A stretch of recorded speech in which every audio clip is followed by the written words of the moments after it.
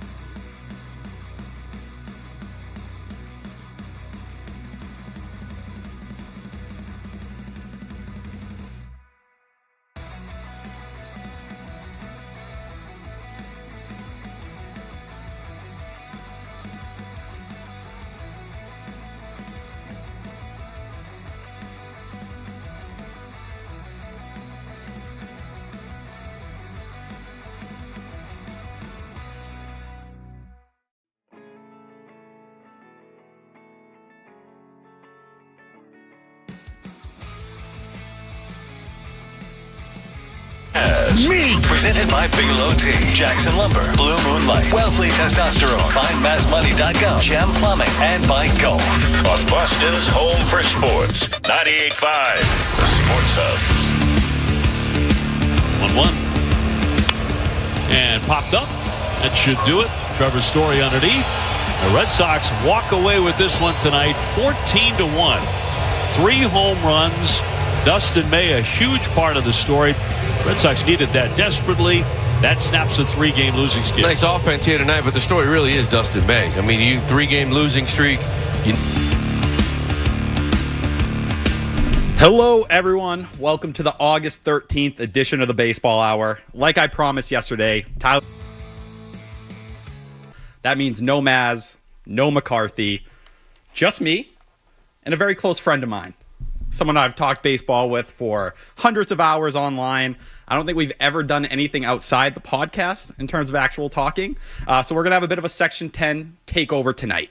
It's my co-host on that podcast, the host of Baseball is Dead, Jared Carabas from Underdog Fantasy. Did you just mess up my name? Jared Carabas? Is that not? You said Jared Carabas? No, I did not. Don't Yes, you start did. this. Don't start this trolling. Don't be nervous, T. Jared Carabas is presented by Blue Moonlight, a light and refreshing citrus wheat beer with only 95 calories, brewed with real tangerine peel for a subtle sweetness and a smooth finish. Enjoy Blue Moonlight today. Jared, besides cooking me, how we doing? I'm tweeting out the YouTube link right now. I want people to see this. No. And while you're doing that, Jared, we need to go back about 50 seconds. Why? What's up? The host of Baseball is Dead. Oh, no. Jared Carabas. Jared Carabas. You said Carabas. No. I think that's edited. That's AI. That's AI? The host of Baseball is Dead. Jared Carabas. That's crazy, T. Listen, That's I'm still crazy. getting to know you here. If We're I so had the bonded. suspension music, Tyler, you'd be suspended I right almost now. emailed it to you before we came on. That's You crazy. guys are making me nervous. No, Let don't me get be my nervous, T. feet You're gonna be underneath great. me, please. Call You're it gonna in be the great. ring, brother. Yeah. God, I'm a natural. I can handle this. How we doing? The host Jared? of I'm doing Baseball great. is Dead. Jared Carabas. Jared Carabas live on 98.5 The Sports Hub. Can't get it off like you usually Can't do, get huh? it off, yeah. But I will say this. The interview that you did with Ian Cundall, very good. Thank you. Very informative. I saw tremendous feedback on that, so congratulations.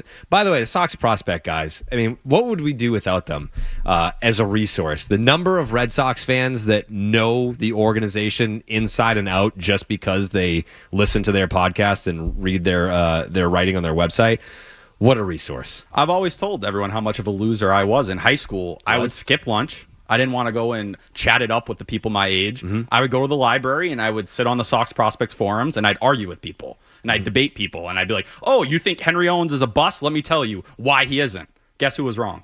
Tyler Milliken. It's okay, though. Someone had to defend Henry Owens.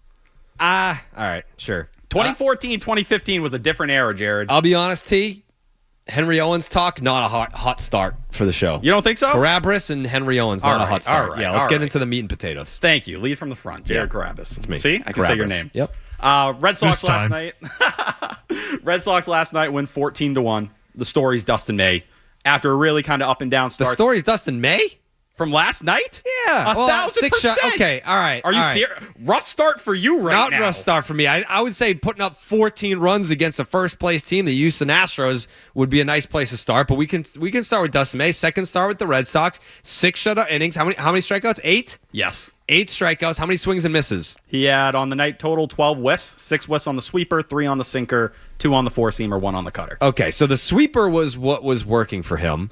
I think in that, first of all, he was hitting 97, which was nice. Was establishing the fastball. Didn't really miss. He didn't really miss in the zone much. He was painting plenty. He was getting some chase, which was nice to see. And when he did run into trouble, he pitched his way out of it. And that's very different from the Dustin May that we saw in his debut.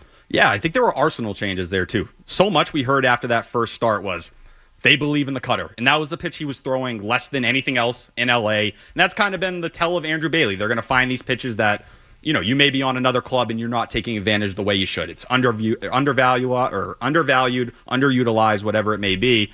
And this start, he kind of went back to what he was doing with the Dodgers. He was leading with the sweeper when he was over there. It was 41%. The other pitches all kind of coming up, and it being a balanced approach was the biggest difference for me. So it was 37% sweeper last night, 23% sinker, 21% four-seamer, 20% cutter. That, to me, is one of the bigger things because if you change this whole arsenal up, the stuff plays. And he said after the game last night that he didn't think his velocity was up. I want everyone to kind of listen to this here and see what he had to say, but I kind of disagreed with his assessment of his own performance. It was huge. Being able to get ahead early. There was some long innings at the start, but being able to set the tone with the heater and not rely on the sweeper, it was good. It felt really good at the start. I was able to kind of settle in and get some quicker outs, which was great. Be able to go a little bit deeper. Having 45 pitches in 2 innings was quite a lot, but being able to get a little bit quicker innings after that was good. Vila wasn't up. It was just down the last one. It was a long break in between. Body was kind of out of rhythm. Just kind of settled back into the baseball activities and a little shorter rest time. I definitely try to ride the highs. Had a lot of lows this year, so whenever I do have the good moments, I try to let my brain know that hey, you got it. It's still in you for sure. Is it wrong for me to be like, Dustin, you're wrong? No. Well, his whole thing when I became a fan of Dustin May, he was throwing 101 mile an hour two-seamers to Manny Machado. He had these frisbee demon balls that he was throwing and tying up one of the best hitters in the National League. And then he comes over here, and you're like, oh, okay, let me get reacquainted with Dustin May. And he's throwing 97, which is still very hard. It's good velocity. But that's kind of, this is a terrible jumping off subject because I still think that he's destined for the bullpen. If that stuff can tick up. And him being... Is it fair to say, even though he throws more than 2 pitches, that he is a 2-pitch pitcher? I don't think that's crazy, but I think that's where you look at his arsenal in this start. It wasn't him leaning so heavy that he's throwing 40% sweepers. It's oh no, we're going to get the sinker at 20, the four-seamer at 21, and the cutter at 20. That's a starter arsenal. You're not leaning into some of those other things as much. I think that's the stuff that makes me sit here, and maybe it was just a lineup adjustment. We've seen how things can kind of change from team to team. But to have that drastic of a shift from where you throw the cutter more than any other pitch in your last start to it now being the least used, that feels intentional. That feels like there's a purpose behind it. Why don't we... are you doing the show on Friday? Yes. You are going to be here on Friday? I will be. Oh. Why? I was going to say, maybe we can talk to Andrew Bailey on Friday. Oh, you're going to be at Fenway. I'm going to be at Fenway on Friday.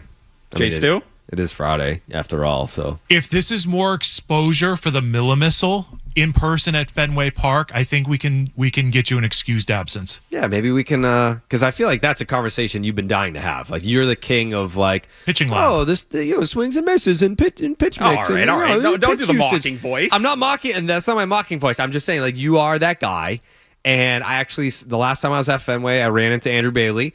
And I was like, when do you want to do the podcast? And he was like, you let me know. And I was like, well, I would feel I would feel wrong for talking to Andrew Bailey without the Miller missile. Thank you. I do appreciate that. And I do think Andrew Bailey's in a spot right now where he can kind of flex on everyone. Because you say Dustin May. I complained about the trade deadline. You did. There were conversations. Why didn't you? When Dustin May was acquired, I believe my tweet was, love Dustin May. Yes, but in terms of them not getting the starter we were hoping for in the rotation. Yeah. And I'm not grouping you in. You're not one of those people that said Joe Ryan or it's an ultimate failure. It was more... I did give it an F, if we're going to be consistent. I did say I loved Dustin May, but I was like, trade deadline an F. Yes, but if they had went and got, Merrill Kelly, you're not giving them an F. You're probably saying, oh, a B sounds pretty fair here. Yeah, right? definitely. Yeah. And I think that's it. You look at Merrill Kelly, one good start, one bad start. Charlie Morton, incredible on Sunday Night Baseball. Absolutely crapped the bed the last time out. Dustin May, one bad start against Kansas City. Now you have one good start here. And it was against the Houston Astros team that is a good baseball team, a team that can go out there and hit. But I think the bigger picture thing here is, and I think a lot of people started to realize it from the San Diego series going into this one, if Lucas Giolito and Brian Bayo aren't able to pitch like they did for July or June and July, where essentially a low 2 ERA, and Garrett Crochet, who has workload concerns on his own, how quickly this thing can kind of become ugly for a rotation and a team that, say what you will about what they're doing offensively, they're 12th in WRC plus since the All-Star break, so it's a good lineup. I don't think they're a truly elite lineup overall. I think that if the rotation can't carry you like it did where it was a top 3 rotation in the sport from June until August 1st, this team isn't able to stand on the same things they've been on since they really found themselves and found an identity. I don't think that they need to be elite, though. I mean, the way the lineup is constructed, and obviously we're gonna get to that conversation as well because that was a topic of conversation today. Were you Twitter. talking to people? No. I'm saying on Twitter, people Yes. that were like, oh, what do you mean? Why do you hate Masataka Yoshida? I don't hate him. Despise the guy. He's just not good. He's not good. That's unfair. He's had a good couple weeks because he hit a home run off a position player. If you go, we'll get into it. We're not. Save it. But Thank you. on the subject of Giolito and Brian Bayo, they don't have to be low 2 guys. Like, that's ace level stuff. If they're mid 3s, that's more in line with a number 2, and that's still a regression to the mean where are you happy with a 3.5 from those 2 guys? Absolutely. Is that what you would expect from a number 2 throughout the American League? Absolutely. So, yeah, like there was no way that they were going to continue to be as dominant as they were for that 2-month stretch. That 2-month stretch is what essentially turned the season around for the Red Sox. Second best record in Major League Baseball since the 4th of July. Largely part to those guys figuring it out and making strides to not have it be a Garrett Crochet only rotation. But yeah, I no part of me thought, yeah, this is sustainable. But even if it is a mid 3, you're in a great position. I think where I get a little nervous is Brian Bayo, I trust to be a mid 3 ERA guy. I don't think he has significant workload concerns because he's gone up around 150 innings the last 2 seasons. Also started the season a little bit later. Someone like Lucas Giolito, I am very concerned. And why? You start to dive into the advanced metrics. It's a 4.86 ERA, a 6.46 FIP since the All-Star break. Keep in mind, he threw 8 innings of 1-run ball against the Astros over that stretch. So, and I kind of look at what he did against San Diego. Velocity was down.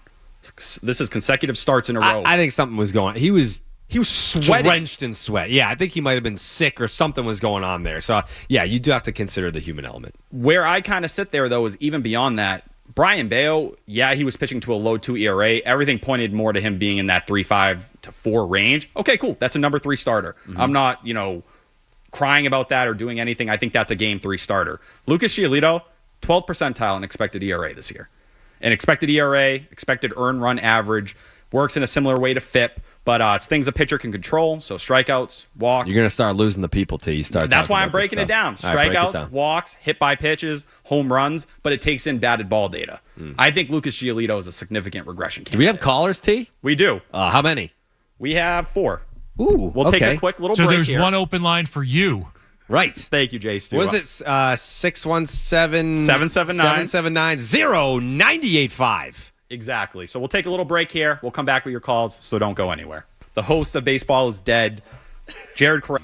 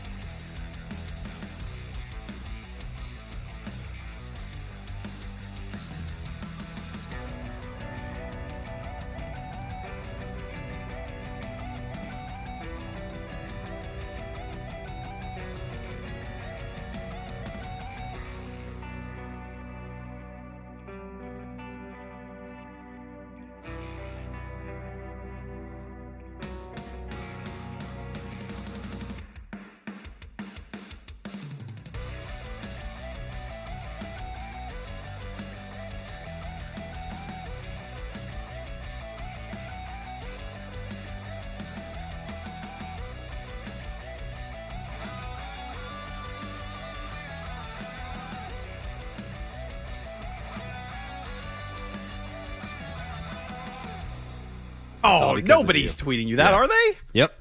I I'm a have joke. several tweets saying Carabras because of you. And that'll be a new sound drop for Jared when he gets home to the home office, the home studio. Please don't put that on the soundboard. Yeah, we're doing it tonight, actually. I will say Might be the lead-off cut. No. I'm going to get suspended 5 minutes in. That's the truth of it. Facts. I asked Jared first off to say my name during the break, and he couldn't. So that happened. So now you're lying. And you're accusing me on yes. my show? Do you guys record while the breaks are going? Oh, no. I was going to say, because it would have been reviewed. That would be illegal in the state of Massachusetts, I believe.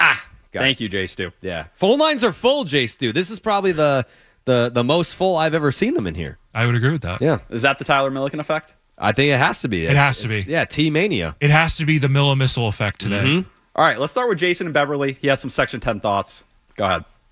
All right, so you were talking about Dustin May. The big thing for him is he needs to use his fastball to get ahead of the count. He didn't do that his first start, did that last night. That might be a little old school for Andrew Bailey, but that's how that guy needs to pitch.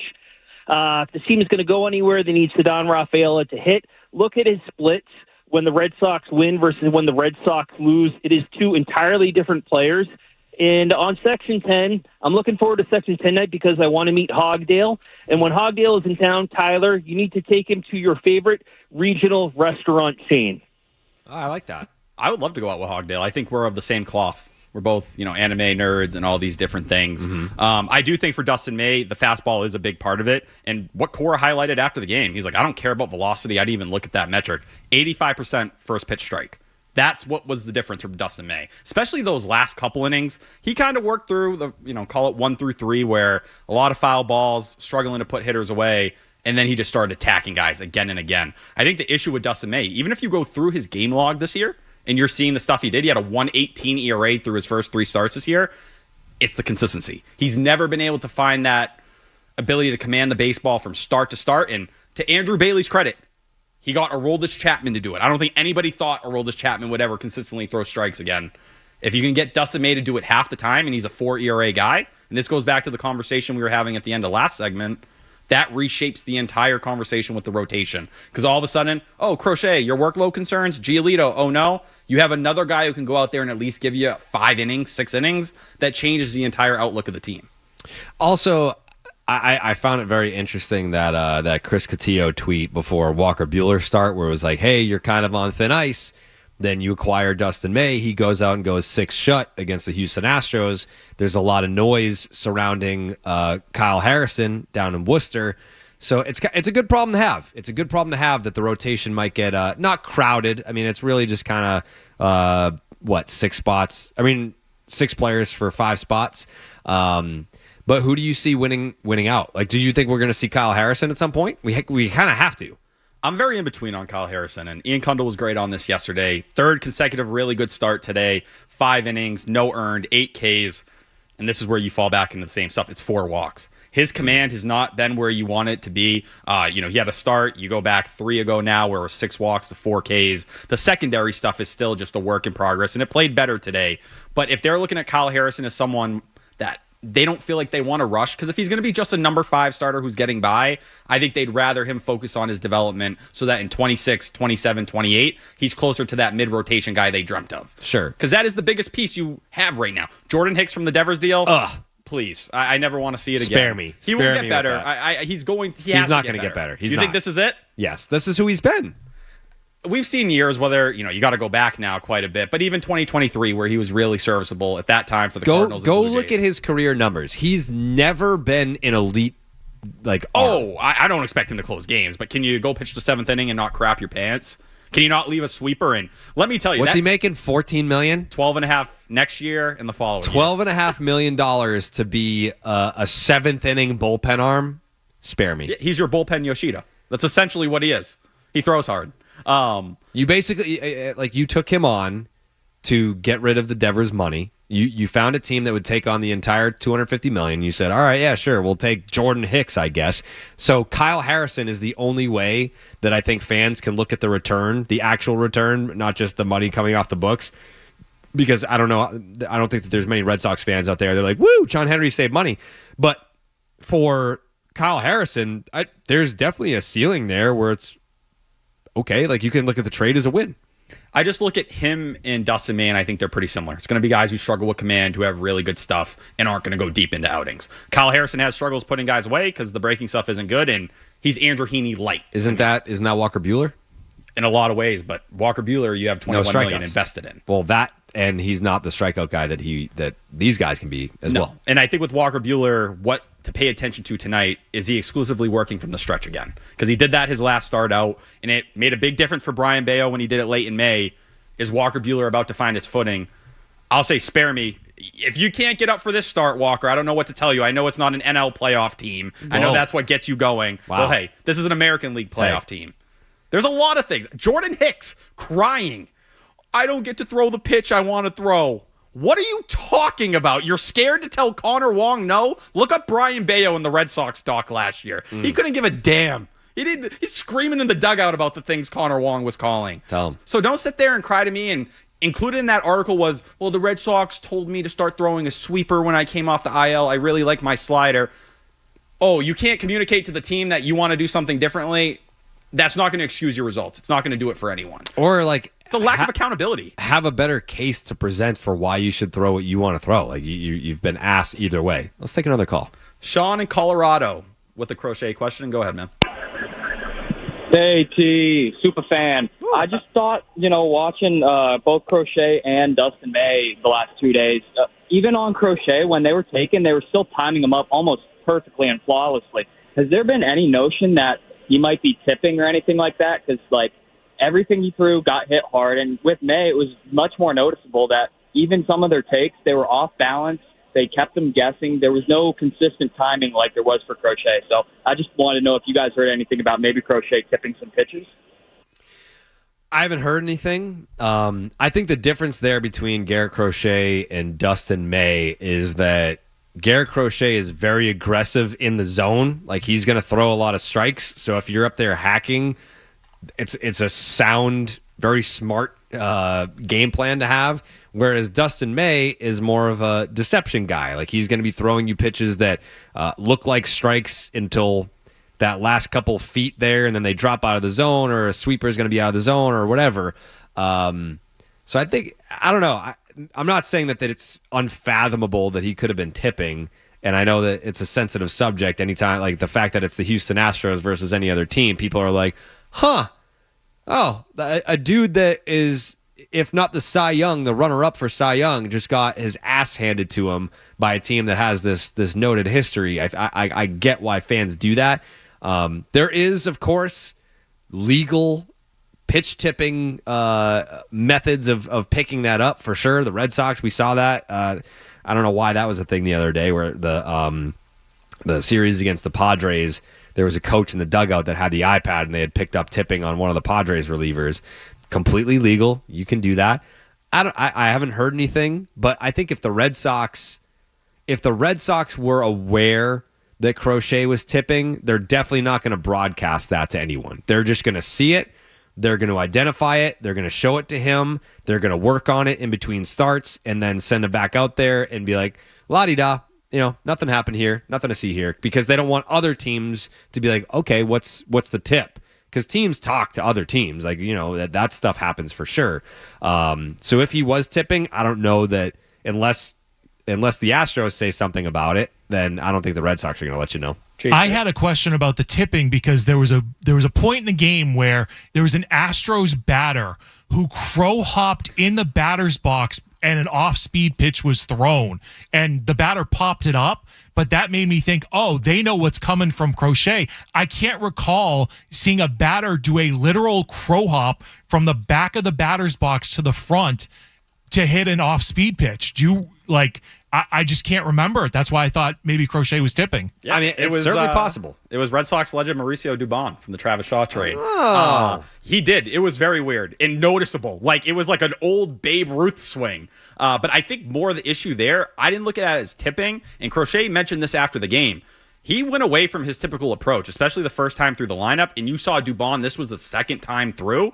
He started with a lot of the breaking stuff the first time through the order and then stuck with it second and third time through the lineup. I think at that point they were just sitting on stuff. And when he tried to get away with it in the fourth and start to change it up, he goes 98 with the fastball to Chas McCormick, launch. It's immediately out. And that was my issue with Crochet where, yes, I've talked a lot about workload concerns with him. Yesterday or 2 days ago now, he overthought it. He saw that the Astros hit lefties second best in all of baseball in terms of OPS, and he started, not using his fastball, which is one of the best pitches in the entire sport. It was like the Rangers start on opening day. You don't have to get away from that. Trust your stuff. Even if a lineup hits lefties well, you don't need to start showing what you do the second or third time through the lineup the first time, because when he had to go multiple times through the lineup, he ran out of answers. Yeah. Let's sneak another call in right here. Let's do Justin, and he has some thoughts on the Red Sox pitching. Hey, guys. So from a statistical perspective, with these new cameras, you can check the X, Y, and Z axis of where all of these pitchers are holding their balls. And so pairing that up with the photo evidence that we saw in the dugout can really help the Red Sox go towards seeing these pitch tippings going forwards. Also, for Section 10, I don't know if we're going to implement Tyler's punishment from the name redacted era for that after he pitched 10 business items to Pat Light. Anyway, I'll hang up. Thanks. That was one of my favorite name redacted segments of all time. The business ideas for Pat Light. That was outstanding. It was the hardest I think I ever laughed when we were recording a podcast, just because Pat looked so disgusted. Like, as someone who's a successful businessman, to hear me try to tell him how to make money, I could tell he thought I was going to be a bum. So you are a bum. On last night on Unobstructed Views, did you? I know you don't consume any of the content that I do. And you never did before this, but 2015. I was talking to Pap, and we got on the subject of compensation picks and how Roman Anthony was a compensation pick, and I was like, I wonder who when Pap left for the Phillies in free agency, and we got two compensation picks for Papelbon. Who did the Red Sox take? Do you know who we took with those two picks? I'll go Pat Light. Pat Light was one. And Ty Buttrey. And Brian Johnson. Wow. Out of all the players that I've befriended that I can say are like genuine, like life. Those are your guys. Yeah, there's guys where it's like, yeah, like when I see you at the yard, like we'll say hi, like we're friendly.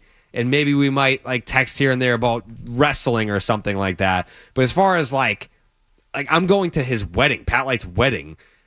Those were the two picks that we got for Jonathan Papelbon leaving for the Phillies were Brian Johnson and Pat Light. Wow, that was life-changing. Pap going to the Phillies was life-changing for me. He sacrificed himself so you could have friends. That's right. Real-life friends. I haven't talked to Pat Light in a long time. I hope he's doing well. He's doing amazing. Let's take another call here. Jimmy in the car with some thoughts on Ceddanne Rafaela. Jimmy. What's up, guys? How we doing? What's up in the building? Right. My question is, are things ever going to be good for Ceddanne Rafaela again? Like, I know Alex Cora is trying to hurt me specifically, saying that he could be a Gold Glove center fielder despite where he plays right now. But, like, when does this actually change in a meaningful way? Thanks, guys.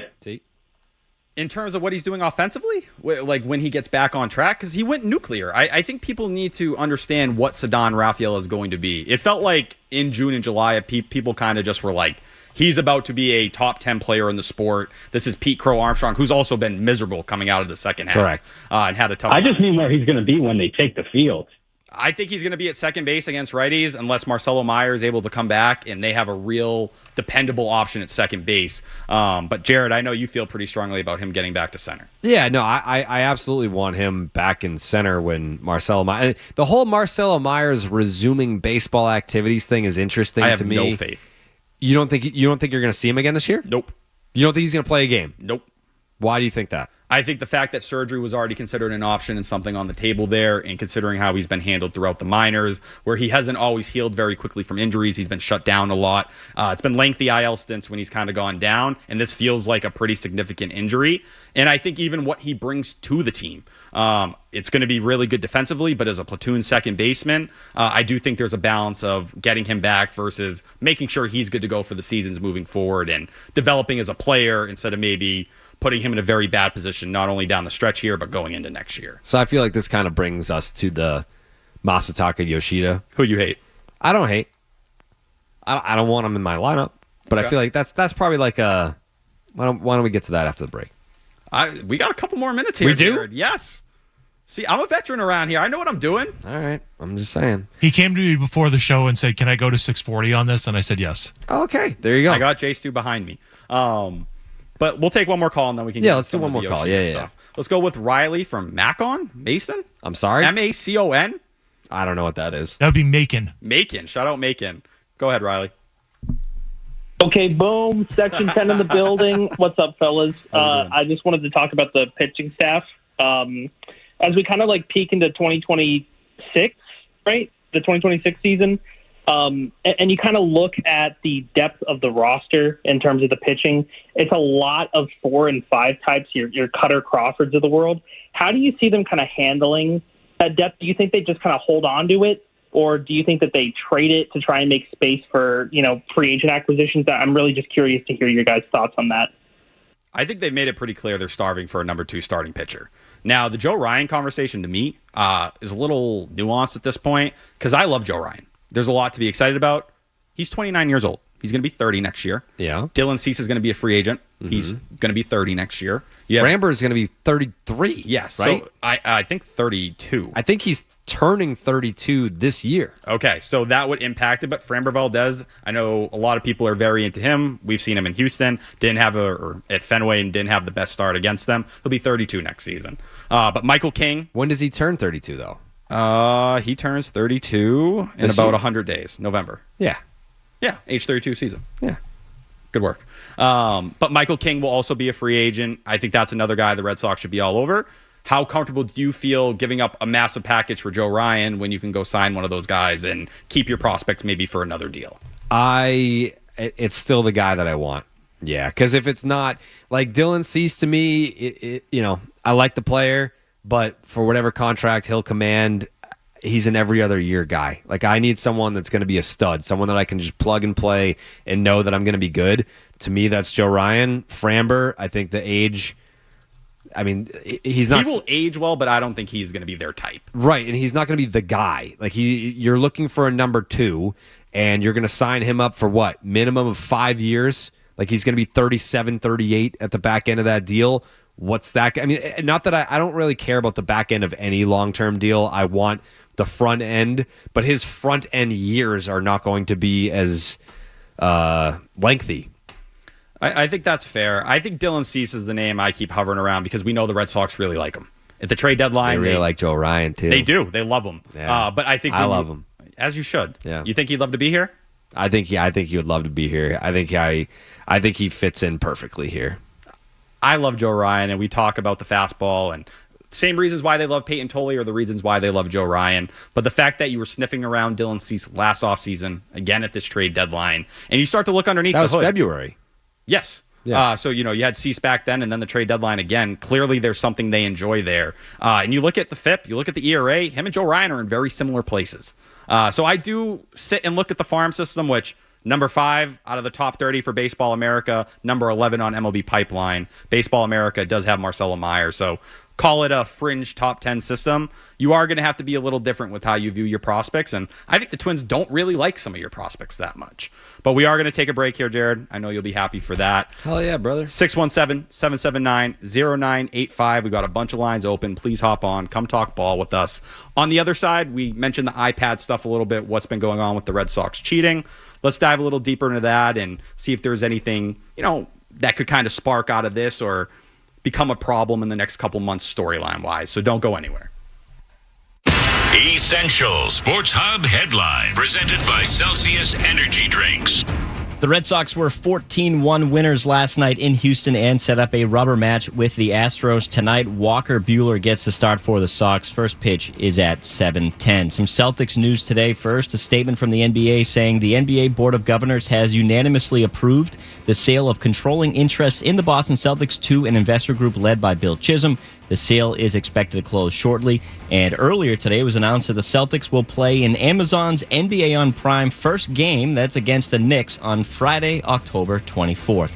And at a joint practice today with the Minnesota Vikings, Patriots quarterback Drake May went 16 of 25, and he was sacked 6 times. The 2 teams will participate in their second joint practice tomorrow. The 2 teams will then play their second preseason game on Saturday at 1 o'clock. Sports Hub headlines are brought to you by Valvoline. Enjoy quick and convenient vehicle maintenance this month. Visit NewEnglandOilChange.com for 15% off your drive-thru oil change at Valvoline Instant Oil Change, the official oil change of busy people. I'm Kevin Majori on Boston's Home for Sports, 98.5 The Sports Hub. More from Tyler Milliken and Jared Carabras after the break. The host of Baseball is Dead, Jared Carabras. You're listening to the Baseball Hour with Tony Maz. Now is the time to go solar. Tax credits are set to expire in 2025. Don't wait and miss out. Reach out to the top-class solar experts at Boston Solar today at 617-858-1645 or visit bostonsolar.us to learn more. Boston built, Boston trusted, Boston Solar. Whether I'm heading to a game, the airport, or out with friends, to get where I need to be in comfort and style, I rely on the pros at A-Plus Coach. Anthony and his team at A-Plus Coach offer world-class personal transportation services with the best fleet of luxury vehicles anywhere in Massachusetts, all at an affordable price. Next time you're heading to a game, heading to Logan like I do, or heading...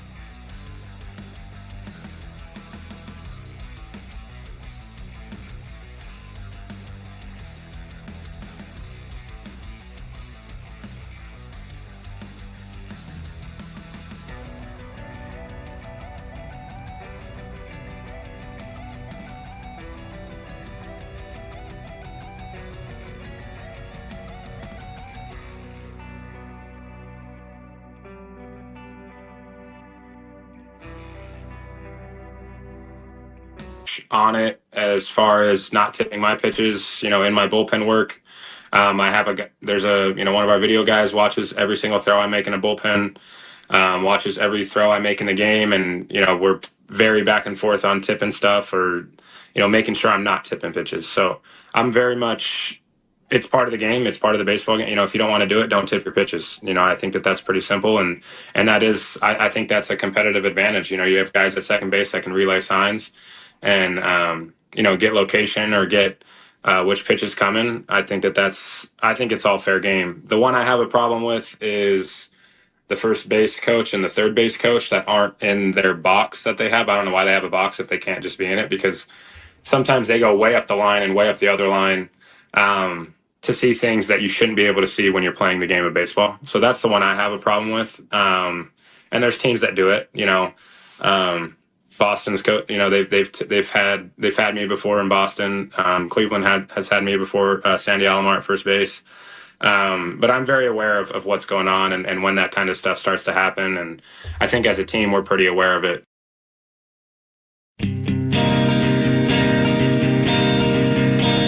All right, one last segment on the baseball hour. Jared Carabas, Underdog Fantasy. I hit it that time. Don't make that face. Please. I just get nervous. I will never make that mistake again. Okay. I definitely will. That's a lie. Hearing Scooble kind of talk about that and signal the Red Sox out and kind of, mention them and the Guardians as two teams that are doing something funky with their first base coach and third. Whoa, what the hell, Whoa, dude? That was crazy. I just dropped that on air. What? I didn't mean to do that. Steve, it's his birthday. I apologize. That was wild. That was crazy. Dump that, Jay Stu. Thank you very much. We can't have that on the airwaves. I'm going to get suspended about 3 times at the start of the pod tonight. But no, for Scooble to kind of call the Red Sox out in that moment with all the allegations going on, and we knew Sean McAdam recently put out an article saying that no one except the Phillies privately really thought or kind of called them out for cheating and were having those conversations. Do you think there's something to what Scooble's saying? Who did he say cheated? He said, so the Red Sox and the Guardians with their first base coach and third base coach, they are not in the box. They believe they're kind of lining up to get kind of views of the pitcher, and that way they're figuring out tips and things these guys are doing. It's happened. They've been called out a couple times. There was that little scrum before the game against the Angels. So who in that moment did Tyler Anderson go up to? Oh, Huddy. And Jose Flores. Yes. Yeah. Now you start talking about why would he go right up to Jose Flores to have that moment?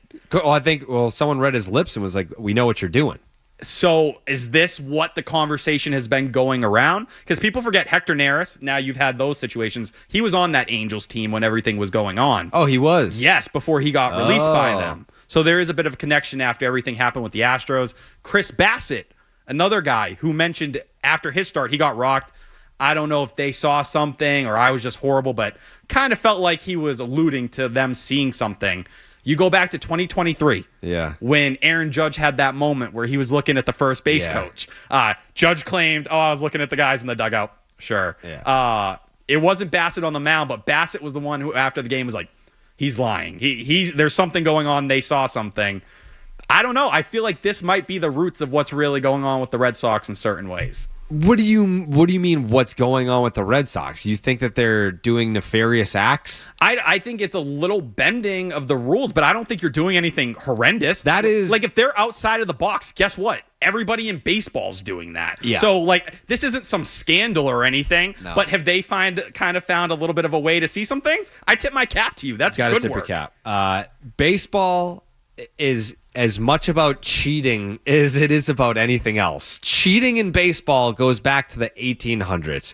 Every team for over 100 years has looked for ways to gain an advantage on their opponent.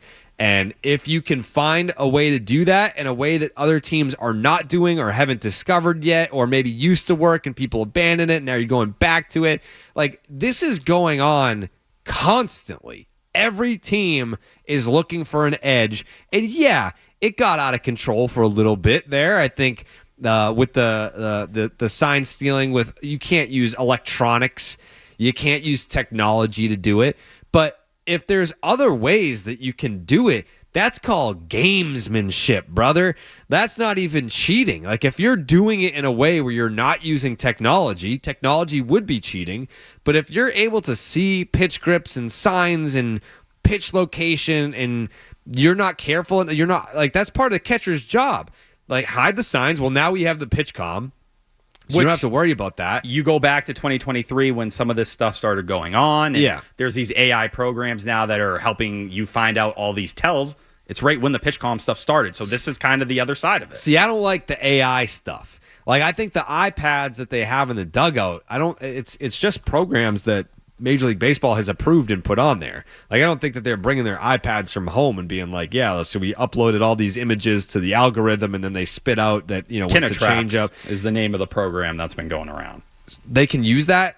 That's part of what the baseball's newest tech where they're doing these things. So I think that's the advanced scouting they're doing and that you're able to put on the iPad, which is totally legal. If you have pictures and film from previous games of these tells and they're just on the iPad, that's the scouting work you did. Yeah. My question is the relay of signs, and that kind of goes back a little bit, to the Romy Gonzalez homer in Philly where you see Cora, he sits on the changeup, and Jesus Luzardo's a tipper. We know he's a tipper. He's had issues all year with it. You can see it on Twitter. The high five, like, oh, we got him. Yeah. I think that's it. I think we found out, right now, if you're crying that the first base coach is in a slightly weird angle that may show them a little something, and they're able to relay things that way, big whoop. Yeah. Brian Butterfield, did he ever stand in the third base coach box? Did anyone ever care? No one cares. None of them do. It just feels very... like, maybe that's a slight way they're getting an advantage, and to me, that's smart baseball. That's not something as a cheating allegation or anything like that. Yeah, I mean, like, you always have to be looking for the next thing that's going to give you an edge, and until Major League Baseball steps in and says, hey, you can't do that, it's not cheating. It's gamesmanship. Exactly. All right, let's get to some phone calls real quick before we wrap up here. We have Dale in Iowa with a question on Roman Anthony. Gail, this is Hogdale, brother. What's up? Let's go! Hogdale the GOAT! Wow. Yeah, what's up, T? Dropping the hard F on the radio is insane. I'm just saying, but crazy. When I'm saying on Twitch, it's okay. It's an all maturity audience. I got to clean. I was going to say, a lot of us have been on the deadline with flying pretty heavily, and it's like the strain on the young guys like Roman Anthony is like, hey. He basically has to save the season. I pose the question. Did Roman Anthony save the season? That's a great question, Hogdale. And you know what? I feel like when Roman Anthony was about to be called up, to your point, everyone was like, oh, well, we can't look at him as the savior or this and that. But who saved the season? The 10 saved the season. Whoa. Because through 81 games, Jarren Duran was hitting 254 with a 711 OPS. Then he appeared on Section 10, and in the 36 games since then, he's hitting 292 with a 995 OPS. And in that same stretch, I think Roman Anthony is right there. So it's the combination of those two guys, getting Duran right, and also when Garrett Crochet went to the zoo, best record in the American League, second to only the Milwaukee Brewers for the best record in baseball. So there's a lot of contributing factors here, Hogdale. But Roman Anthony's certainly one of those reasons. I'll also add highest WRC plus on the team since June 10th, the day Roman Anthony debuted. It's Roman Anthony. Weighted runs created plus. If you don't know the stat, it allows you to look at ballparks and eras, and you can kind of put everyone 100 is league average. So when you talk about Roman Anthony being the best hitter on the team, he has been that since the moment he debuted at age 21. People do not appreciate, I think, almost to some degree what Roman Anthony is doing right now, and his on-base skills, going out there and having a 400 OBP. We're talking top 4 all-time for a player age 21. That is just something you have to look at and to step in, whether it's leadoff now, or before that it was hitting second or third, depending on righties and lefties. He has been that guy in really every aspect of it, and that's what franchise stars do. Yeah. I do want to take one more call before we wrap up here. We got Matt in Auburn with some thoughts on Craig Breslow. What's up, fellas? I just wanted to talk about quickly the moves that Craig Breslow has made and the position he's put this team in to be a first or second place team, getting them into the wild card. But the talk before of the number 2 pitcher, I just can't forget all the talks of the Quinn Priester trade and the botched David Hamilton for Luis Castillo. Like, what exactly do you guys think is the net gain for all the good moves he's made versus the moves he hasn't been able to get done, trading away Rafael Devers, not being able to land Joe Ryan, and the two moves like I just said? Happy birthday, Stevie P. Thanks, guys. Boo. I still think Craig Breslow's in the green. The Quinn Priester thing was a miss. Like, that's, I feel like because he's in the National League, I feel like, maybe fans aren't paying as closely attention to it. That was a miss. But then you look at like the Joe Ryan situation, he didn't get traded to another team. No. So I can't look at that as a miss. It's what he couldn't pivot. No controllable starters got moved. 0. None. Joe Ryan is still in Minnesota. So I can't look at that as a miss. Did he get the job done? No, but I think it was more just like, we'll set up the framework to maybe have a conversation this winter. But as far as like the wins go, like Carlos Narvaez and the Garrett Crochet trade, like there's been moves here where you can point to, would they be in a playoff spot had he not made these moves? Probably not. So yeah, I still think that Breslow's in the green for the year. Do you agree? Yeah, I think the way I look at Breslow right now is like a top prospect, and there's going to be growing pains unless you're Roman Anthony, where you've seen some of those highlights. It's finding a Narvaez, it's getting Crochet, even figuring out a way to get the Bregman deal on your behalf, the way you wanted that deal done. Or Aroldis Chapman. Welcome. You pull him into, he's one of the best relievers in baseball this year, a signing people didn't like on either side at that time, whether it was personal or on the field reasons. A lot of people were kind of out on that. But at the same time, when I look at Craig Breslow, we're talking about 2 trade deadlines now that people are going to have a lot of complaints about. Even the Rafael Devers situation, forcing Christian Campbell to be your second baseman on opening day. Not only did you possibly destroy his development and all that, you created an issue with Rafael Devers that led to you having to trade your franchise star. So I think that's all stuff, as they finish out the year, you're going to kind of keep in mind and have to think about, because it's going to control how far the Red Sox go, even the return for Rafael Devers within itself. But Jared, we made it to the finish line. Jared what? Carabas. Okay. Say Milliken? Milliken. Thank you. I like when you say it like that. Okay, that's weird. Thank you, everyone who's put up with me on the baseball hour the last couple days. Jay Stu, do we have Maz or McCarthy back tomorrow?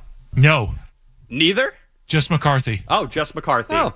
I'll be back with McCarthy on Friday as well, maybe. We'll see if I'm at Fenway with you and Andrew. I thought you were going to to Fenway, Tyler. Let's see. I have to talk to McCarthy. I don't want to let him down either. Oh, come on. But thank you to all the Section 10 people for coming in and listening, the regular baseball hour listeners for dealing with us as well. Matt McCarthy will be back tomorrow, and he'll catch you then. Wow. The host of Baseball is Dead, Jared Carabas. This is the Baseball Hour on the Sports Hub.